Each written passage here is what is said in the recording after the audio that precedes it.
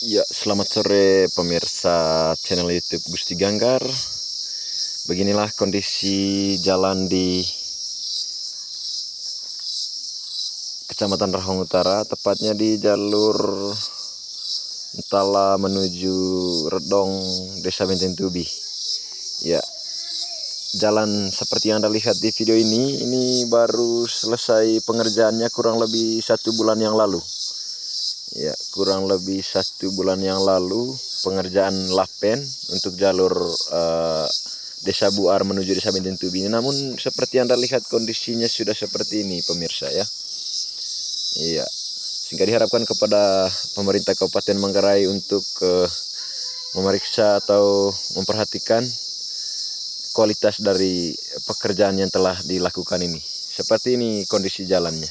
Mohon untuk diperhatikan terutama pemerintah daerah Kabupaten Manggarai. Ini sangat disayangkan sekali, ini baru 1 bulan ini pasca pengerjaan, namun kondisinya sudah seperti ini. Ini kualitas dari pengerjaan ini patut dipertanyakan. Sebagai masyarakat tentu kita memiliki hak dan kewajiban, kita memiliki tanggung jawab untuk memperhatikan segala macam pembangunan yang ada di Kabupaten Manggarai ini. Salah satunya juga adalah infrastruktur jalan seperti yang Anda lihat di video ini.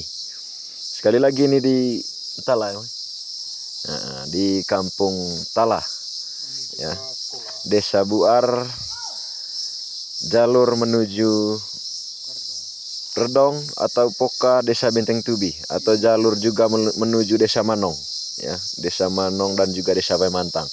Ini akses utama beberapa warga beberapa desa dari dan juga menuju ke ibu kota kecamatan, juga ke ibu kota Kabupaten Manggarai, ke Kota Ruteng.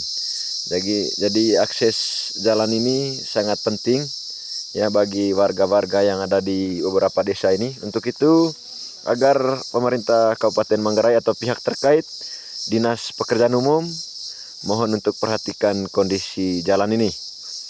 Ya. Ini baru 1 bulan. Ini Bapak kurang lebih sebulan sama makin saking ngali.